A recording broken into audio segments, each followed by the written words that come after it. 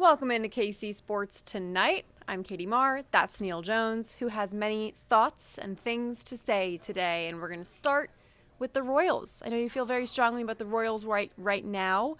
We have an interesting quote from Matt Quatrero that Neil has coming up on Sports at 6 o'clock.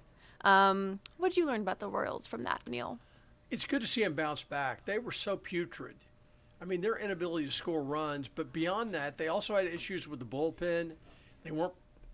Their base running was terrible after an offseason in which they had really worked on not making outs on the base paths. So they had a lot of the clues that they were really not a good team. That this was more than, well, when Bobby starts hitting or when Vinny starts hitting, they'll be fine. It wasn't just them. I mean, there were a lot of holes. They got some really good starts from their starting pitching, but then a couple of their starters weren't great, which is going to happen. So there were signs that this team may really be bad. I think I had them winning maybe 88 games or something, and which was less than almost everybody else. And the only reason in our staff, and the reason was they didn't add a significant outfield bat in the offseason. I believe that Jonathan India was going to have a great bounce back year for on-base percentage based on his career. But now we find out he had a shoulder problem, the labrum problem. Now he's out for the season. Yeah, I mean, so that goes away. What worried me was counting on Jack Caglione to be a solid hitter in the middle of the lineup. He had never done that at any time in professional baseball. He had a really good run at Class AA. That made everybody believe, okay, this guy was a great player at Florida. But the pitching in the Southeastern Conference, it's a great league, but it's about like AA baseball pitching. And so that worried me, counting on a guy to do something he'd never done before. And boy, it just looked like this team might go south in a hurry, especially if their starting pitching began to taper off or there were an injury or two. So it's really, really a great feeling to see them bounce back the way they do. Katie, as you well know, you're a baseball fan. When your team's playing well and they're in the race, it makes the whole summer better. Yeah. It just does. And so the thought of having just another throwaway year or a year where they are digging their way out of a hole the whole rest of the summer because of a terrible start, it didn't appeal to me very much. It does make the summer better because, even if you're not going to the games physically in person, you're still more motivated to, just go out, meet up with friends, watch a game. No one wants to do that when you're just kind of ready to watch your team lose 1-0 or 2-1. So it's good that the Royals, I feel like that was kind of the time where if something was going to happen, it needed to happen then and no later. So they finally get their first series sweep of the season against the Angels this past weekend. One of those games being on KCTV5. They're 2-0. Well, that's what turned it around. Playing on KCTV5. It turned it around. Yeah. The game on Channel 5 turned it around. They're 2-0 when they're on our channel. So I just want everyone to remember that. Their next game on our air is coming up in a few weeks. So if you want to watch the Royals win, watch them there. This morning I went over to Shawnee Mission Northwest High School to shoot an interview with a young man that's going to be on tonight on KCTV5 News at 10. A neat story. And I'm standing there, and a guy comes in to take some equipment or some paper or something into the school. He's got a little hand cart, and he goes, "Hey, you're Neil Jones, right?" And he goes, "Hey, you need to get more games on Channel 5." And I said, "Sir, if we could get 50 games or 100 games or 150 games with our CBS schedule, we would do it. And if the Royals would let us do it, because we love having them on." And by the way, even last year when they weren't playing good baseball at times early in the year, they were good on Channel 5 for whatever reason. Yeah. And this year they're 2-0 off to an undefeated start. But they won 4 straight now. Now do you have a bad record or good record when they anchor? Mark says he has a good record when they anchor. Do you have a bad record when they anchor? Because you're anchoring tonight. I usually anchor on Wednesdays, and there are a few Monday or Tuesdays sprinkled in there. They haven't been playing a lot of Mondays in the last few weeks. I haven't really been keeping track, but that might be a good thing. If you're noticing the losses, that means they're typically losing. Right. But when they're winning, you're not noticing it as much. So I think it's good. 2 years ago when they were just putrid, or 3 years ago, Matt Quatrero's first year when they lost 106 games, My wife and I met Adam Teicher, formerly of ESPN, formerly of the Kansas City Star, the Chiefs beat writer. Met he and his wife for dinner in an outdoor kind of an area of this Mexican restaurant over on 87th Street. And they got the television, they got outdoor TVs out there in the bar. And I walk them by to our table, and I said, "What's the score?" And two people turned around and basically said, "Who cares? They're so terrible." They weren't even, they didn't care. They were mad. I hate the Royals. I'm sick of them. They were coming off some bad years with their previous manager. They were off to a terrible start with the new owner and with Matt Quatraro at the helm. And it was like, gosh, I hope. And then, of course, the season after that, 2 years ago, they make the playoffs. And they end up getting beat by the Yankees, I believe, because they were one bat short. Mm-hmm. They played even with the eventual American League champion Yankees, except for their inability to score enough runs. And they were one bat short. And I never have felt like they brought in that person. They haven't spent the money, or they haven't been able to get a good deal, whatever it is. They haven't really added a proven hitter. What we think Jack Caglione might be someday. I mean, a middle of the lineup, 35 home run, 40 home run if the fences are in far enough type hitter. We need that in Kansas City to really be a realistic contender to go to the World Series, and I'm not sure they have that yet. I think Carter Jensen has certainly been a pleasant surprise there. Yes. That's a great story. Yeah. Kansas City kid. Got to hit leadoff this past weekend with Michael Garcia still kind of dealing with some elbow soreness. So that's cool for him. He's kind of been that pleasant surprise of like, occasional home runs out of Carter Jensen. But then, of course, Jack Caglione has that 2-run homer to tie it in the ninth for that crazy walk-off Salvi's win. Hitting better now, isn't he? Salvi hit a home run just yesterday. Single shot. He had been so putrid early in the year. And I heard George Brett saying something on radio during a rain delay. And this was an interview from like 2011. I found out after the interview. Steve Stewart interviewed him, and they play those old interviews during rain delays on radio. And George Brett was going, I never hit well in first month and a half of the season. I grew up in Los Angeles, playing in warm weather 90% of the time. The bat didn't feel good on my hand. I didn't feel good. I didn't feel limber. You don't feel 100%. You're in spring training back then. They were in Florida, where it's high humidity and good temperatures. And you come up here and then you play a bunch of games in a lot of times cold weather. I never did well. And I remember thinking, maybe that's Salvi. Maybe Salvi gets it going. I think it's clear hitters hit better when it's warmer. And I hope that's happening. I hope Salvi is starting to put it together, because when he gets hot, as you know, he can hit anybody. Yeah, and that's why I think a lot of fans, and myself too, weren't too alarmed by the slow start by the Royals. But if it hadn't started to heat up in the last week like it has, with the weather getting warmer kind of everywhere that they're playing, here included, I think that would have been more alarming. But slow starts to the season, a lot of people have slow starts all across Major League Baseball. Well, the American League hadn't been tearing it apart, with the exception of the Yankees. That's why the Royals entered. They were having this terrible. They were terrible. Yeah. In Sunday's game, I remember hearing them on radio. They said, well, if the Royals win, they'll only be 3.5 out. And you're like, how is that possible? They're only 3 games back from first place in the AL Central. They lost like 8 of 9 games before they started this 4-game winning streak. And so it was just awful. And they weren't very far back. And that's the thing to remember. And remember, you don't got to win the division. You just got to make the playoff. We learned that in 2014 when they eked their way in to the wild card. They got to host. And then they eked their way past that when it looked like they were going to lose. And the next thing you know, they're the hottest team in baseball. They go all the way to Game 7 of the World Series. And I can't blame you for jinxing them, because you were like 3 months old. I was 14. You were I wasn't 14. here yet. Wasn't jinxing them yet. How old were you in 14? 14. You were 14 and 14. Mm-hmm. Okay. I was born in 2000. Easy to keep track of. But the Royals are back in action late tonight at 8:45. And you're taking shots at the critics. I love it. I love that. You're taking shots at the critics. We're both taking shots at the critics. We knew the boys in blue could get it together. We could, yes. Would, not necessarily.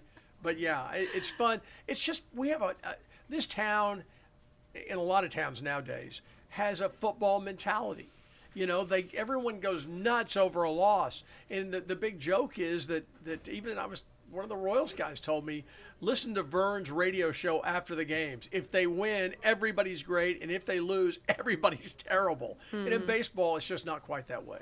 Yeah. Well, Royals back on a roll, 4 straight wins, hoping to make that 5 tonight, and hoping to clinch their 2nd straight series win. Are you allowed to stay up that late to watch the games? I'm going to be here. I don't know. I'm not going to be here when it's done, though. But if you don't get Royals TV or anything and you want to catch some highlights, tune in to 10 o'clock sports tonight. We'll have some for you. Neil, this is your first time on the show since the NFL draft wrapped up. By the way, that's a very important call. That's actually more You guys hear important that? than anything I could say on this, because it's about a very interesting story that I'm working on for tomorrow night. But go ahead, repeat that.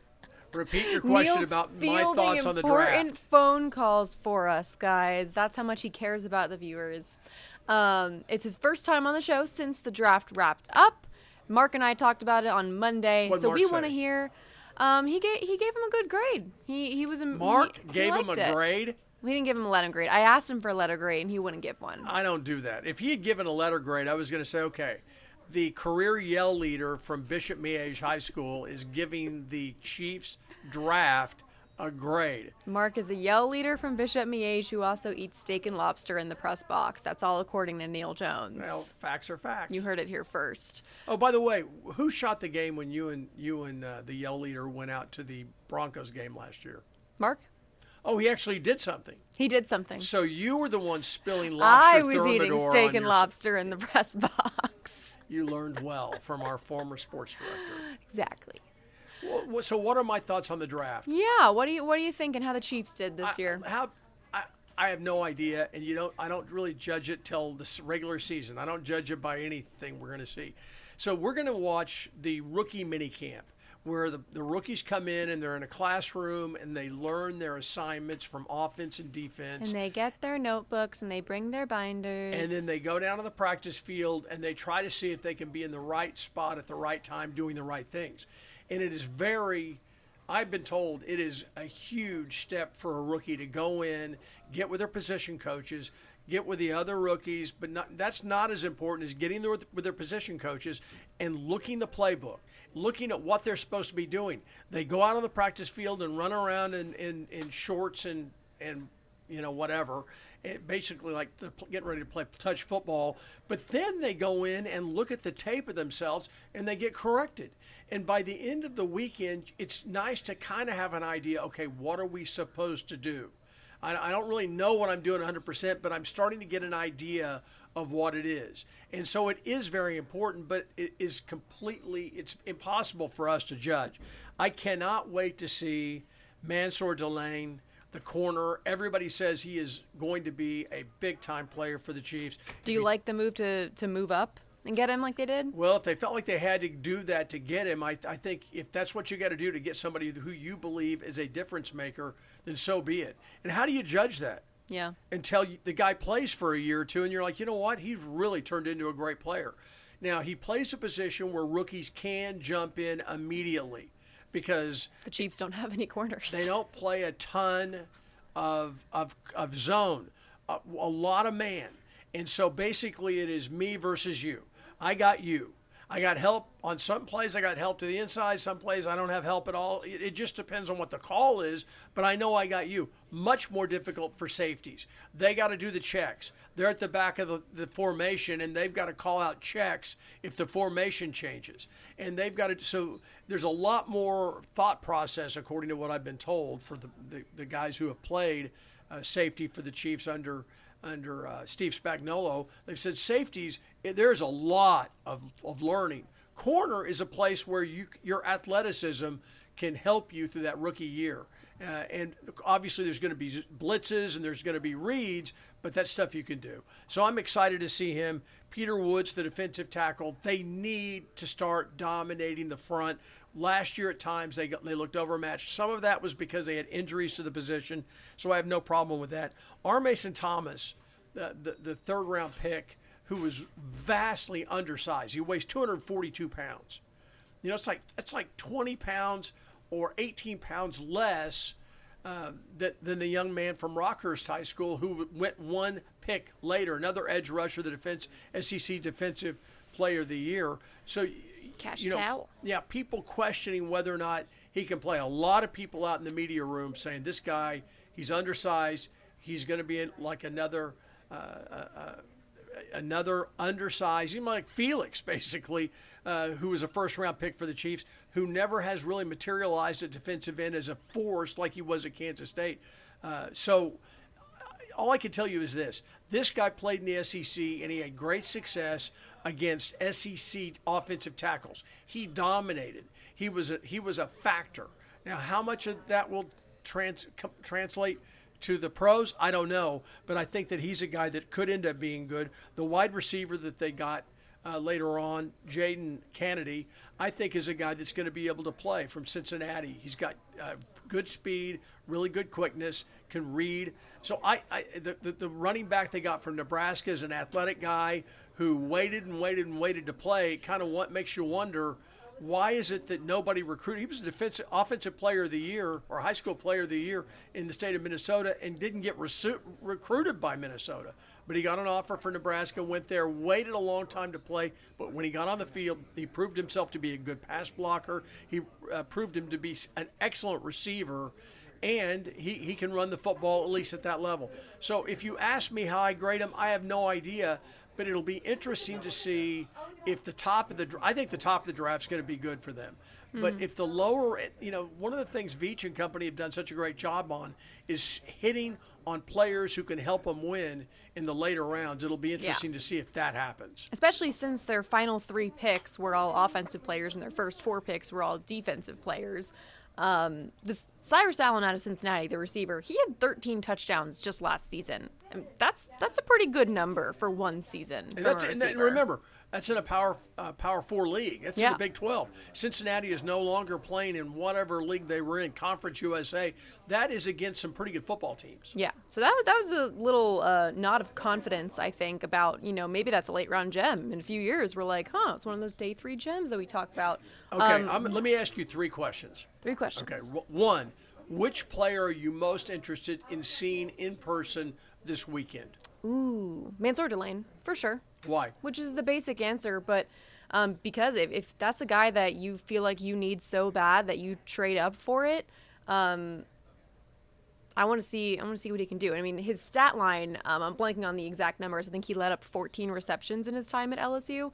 That's crazy. And I think 0 touchdowns. So, I mean, it speaks for itself. If Steve Spagnuolo felt like this was a guy they needed to have in the back there, I like the decision to move up for him. He's a crazy athlete, from what I hear. Plus, a guy like that who plays corner, you can kind of see what they do. You see their hips, you see how they turn, you see their quickness. You can see that when they're wearing tennis shoes and T-shirts that you can't see otherwise. I'm also interested to see how Garrett Nussmeier does, because hear me out. Because going into last season, before the season started, college football season started, he was projected to be a first-round pick. And then he dealt with oblique stuff and injury stuff throughout the entire season, just didn't have as good of a season. LSU as a whole just didn't have as good of a season as they were supposed to. Largely because he failed. Because of, injury stuff that he was dealing with for most of the season. I'm just interested to see if he becomes what the Chiefs clearly feel like he could become, because clearly they want to develop a quarterback that can be a long-time backup. What do you think? What do you think? A good backup. If he sees the field next year, a lot went wrong for the Chiefs. Well, yeah. So I hope we don't find out. You're right. He was really hyped up. He was hyped up his entire college career. So, and I heard today on radio, and I don't know if it's true. You know what? I think it is true because it came from a guy from ESPN. I really respect Jeremy Fowler, who said that had the Chiefs not drafted him, the Green Bay Packers wanted to bring him in for the practice squad. So I do think that he's got some talents. He threw the ball great at times. And remember, that was a bad football team he was playing with last year. I want to see what the Chiefs saw that made them say, hey, we just spent a 2027 6th-round pick on Justin Fields. We still want to spend another draft pick on QB3. So that's what I'm thinking. Because, I mean, let's be honest, Justin Fields is probably not going to be here after this next year. Unless he does really well in the few games if Patrick Mahomes doesn't play to start the year. who knows? Maybe Justin Fields will shock us all. But when he signed for a 1-year deal, that's just kind of the way the cookie crumbles in the NFL nowadays with backup quarterbacks. My third question is kind of it's really an unfair question. But I have not been working out in the media room this offseason. I worked there during the regular season. Every day Patrick Mahomes talks, I'm in there. We're in a small area, and you're surrounded by beat writers, people that all they do is cover the Chiefs. They live the Chiefs. They're writing for their websites. They're doing all that. That's all they do. They're as expert as you can get, much more so than the so-called national guys who get tipped off on stories, so they break the story. Oh, yeah, the Chiefs are doing this. So they sound like experts. No, they have sources, but these men and women who cover that are there day in and day out. And to hear them talking and to hear a lot of those guys saying, I'll tell you one thing, they are not going back to the Super Bowl this year. They're another year away. And I don't know that I disagree, but I was just kind of surprised to hear that. What do you think about that? Do you think that's a fair take? And do you think that – and it's impossible because you're saying there's only 2 teams in the 32-team league that will make it. But do you think that they're that far away from getting back to the Super Bowl? It's fair with how many, I think, new pieces there are to the board and how many of those pieces are also now young because they can't afford too much veteran experience with the way that certain contracts unfold and cap space. I think the fact that these rookies are coming in, it's hard for a team that's very young to make the Super Bowl, but with a year of experience, I mean, yeah, for sure, I could totally see them getting back a year from now, or I should say a year and a half from now. But yeah, I wouldn't surprise me if they didn't make the Super Bowl this coming year, but also you never know. It's hard to do. This is kind of a reset year. I feel like this is a reset year. That's a great way to put it, I think. And I don't mean that in a way where they're going to tank. I think they can very easily make the playoffs this year. But this feels like a rebuilding, relearning, resetting, just teaching new things. All right. This last year's defense gave up too many points. They gave up some late points. There were some games that got away from them late because they couldn't get stops. They couldn't get off the field. But if you look statistically, they were in the upper half of the league. It was the offense, and we all understand, once they lost Patrick Mahomes, the bottom dropped out of their offense. So their rankings, their numbers, all that stuff, the stats, all have to – that's not indicative of what they really were most of the year. Yeah. But I didn't think they moved the football in a way that like we expected. And they did not really rejuvenate their passing game the way we expected. The guy that we thought was really going to be huge, Rashee Rice, didn't look like Rashee Rice. Mm-hmm. He did not have the kind of numbers. And I'm not saying it's based on him, although there were question marks if you talk to scouts about his effort at times last year. He didn't have the kind of effect. I was really disappointed in Xavier Worthy's production last year. I mean, he'd catch the ball and he'd run out of bounds. Well, then we find out later, okay, he's playing with a torn up shoulder. Yeah. And, they didn't want to let that out for obvious reasons. That's why he would catch the ball. He's looking for safety. He's looking to get out of bounds and protect himself. So that makes sense. Hollywood Brown led them in receiving last year. Mm. And I believe in touchdowns too. So he's gone. But I think people thought he was a disappointment. I think a lot of it had to do with their inability to block for Patrick Mahomes. I think it affected his ability to run the offense. So I say all that to preface this question to you. Have they done enough through the draft, through free agency, and some of the free agency involves unsigned free agent college players they're going to bring in for this rookie camp. Mm-hmm. They got some guys who can play football, I believe. Yep. Have they done enough, I'm not going to say to fix the offense, but to have a winning offense next year? I think a lot of that depends on when Patrick Mahomes obviously comes and is ready to play a game and be game ready. They got Justin Fields. I'm not going to put a lot of money on Justin Fields. I think he can play. I think he can play. He's not a nobody. He's not a top quarterback in the league, though. He's not Patrick Mahomes. He's fine for a backup if he needs to come in for a few games before Mahomes is ready to start the season. Is he an improvement over what they've had at backup the last 2 years? I would say probably. Probably. Over Gardner Minshew, yeah. And the year before that, I'm blanking. Who was backup the year before he that? came in and played against Denver in the game you were. No, that was a different Denver game. It was the guy from North Dakota State. I'm blanking. We don't have time for that. No, I think they took the right steps. Kenneth Walker III is going to be a huge, huge, huge addition to this team. I think solving the running back issue, it was not going to be solved by drafting a running back. Right. It wasn't going to be solved with unless Jeremiah you went Love. all the way up to the top to get the Notre Dame guy. Which, Which Jeremiah even in 1 year, I don't think to have a rookie perform the way that Kenneth Walker III has been performing, that's very hard to do. So I think that getting Kenneth Walker III was huge for my confidence in the Chiefs and their ability to produce as an offense, because they were just one-dimensional last year. They didn't have a run game, and now they do, presumably so. Now, what's this last one? The line can make room. Stoked for Stokes. Are you stoked for Tyran Stokes, because the consensus number one recruit in the nation has committed to the Jayhawks, picking them over Kentucky. And he touched down in Lawrence today, less than 24 hours after, and actually our Marlia Campbell found him at his hotel buying snacks in the lobby, and she got an interview with him. So shout out Marlia Campbell for the capital J journalism there. Great gem. You can find it on our website already.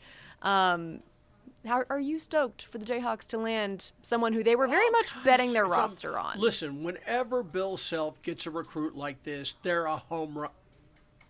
Oh, wait a minute. Last year they had the number one pick, the guy who's probably going to go first, Darren Peterson, and it really didn't work out that well. I don't get that thrilled about recruits like this until I see them on the floor, and that's in college football, basketball. We've been burned too many times. There are too many 5-stars football players. There are too many McDonald's All-Americas who come in and they don't really do anything. I'll be excited when I see him playing and he's playing well. If that happens, I'll be thrilled. And look at Missouri. Missouri's got some studs. I feel the exact same way with them. It's one thing to have stars by your name coming in. Do you have stars by your name when you're going out? It's a question. Ooh, that's a bar. That's a good line. We should quote Neil Jones on that. Yeah, it's big because I think. Well, Bill answer your question. Are you stoked? I'm stoked because I think they were betting a lot of the way the roster is being built around landing him. So I think it's a big win for their roster. And then, so that's now 2 5-stars, 2 McDonald's All-Americans. I'm excited to see the way that him and Taylor Kinney maybe play together. Do you think the KU program, I can't say Bill Self learned something. Bill Self is as good a coach as there is in all of basketball. But did last year's experience, will it inform the way he coaches this year? Yeah. I think every year is a learning year, especially with how vastly college athletics is changing right now every single year, and new eligibility rules change every single year, and NIL rules are changing every single year. So I think all those coaches like Bill Self who have been in it for years are learning as they go. We got 45 seconds, and I'm going to ask you, which stars will do better? The Missouri superstar recruits they've got, or the Kansas superstar recruits they've got? Well, we haven't seen him in action on a college court, so we got no way of knowing that. But What's your opinion? That's 2 5-stars for both of them. So I think that's a pretty interesting thing in the whole border come war. on, it's sports talk. Give your opinion. I mean, if we're going off 2 5-stars, and yes, I do think Bill Self is the better coach.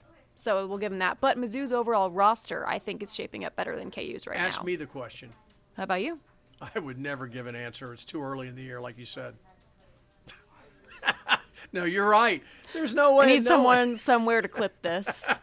I need our digital team to get on this right away and clip this interaction. So you can't kick me. But I agree with you. It's going to be fun, though. Don't you think it's going to make for a fun season next season for both schools? And they play each other. And Bryson Tiller transferred to Mizzou, so it's going to be interesting. All right, thanks for joining us on KC Sports Tonight. We're here every day at 5:30.